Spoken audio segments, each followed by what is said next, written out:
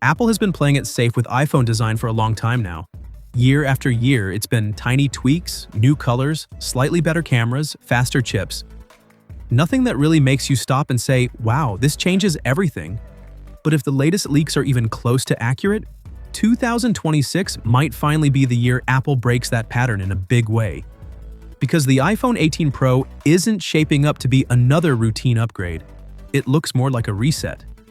Here's the wild part. That thing we've all gotten used to at the top of the screen, the dynamic island, might be living on borrowed time. According to multiple reports, Apple is finally ready to push Face ID under the display. The infrared sensors, dot projector, all the tech that scans your face could disappear beneath the pixels themselves. No pill-shaped cutout doing gymnastics on your notifications. No black blob floating over your videos. Instead, there would just be screen. There's still a front camera though.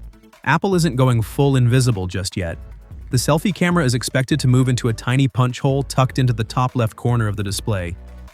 And if that happens, it would be the most dramatic change to the front of an iPhone since the iPhone X killed the home button back in 2017. For the first time in years, the iPhone could actually look futuristic again.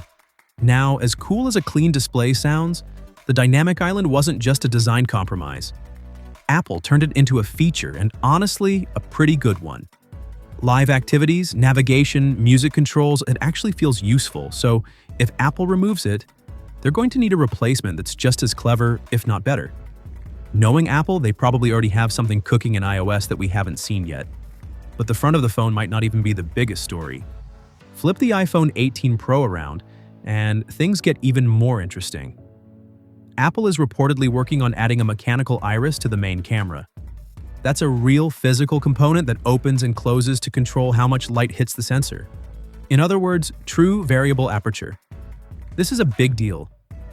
Right now, smartphone cameras rely heavily on software tricks.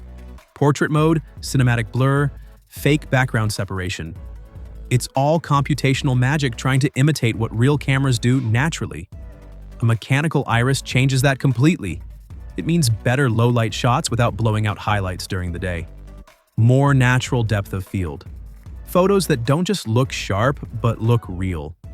This is the kind of hardware you'd expect in a dedicated camera, not something in your pocket. And if Apple pulls it off well, it could make older iPhones feel outdated overnight. All of this new hardware needs serious power. And that's where the A20 Pro chip comes in.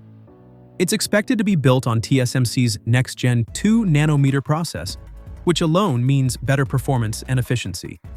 But the more interesting part is how Apple might build it. The leaks suggest Apple could integrate the RAM directly onto the chip's wafer itself, instead of keeping it as a separate component.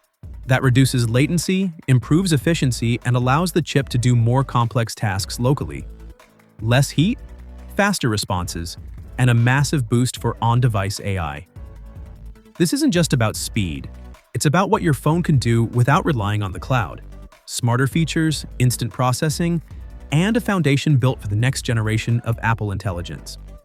When you step back and look at everything together, the invisible Face ID, the redesigned display, the mechanical camera system, and a completely new chip architecture, it becomes clear what Apple is doing. They're not just polishing the iPhone anymore.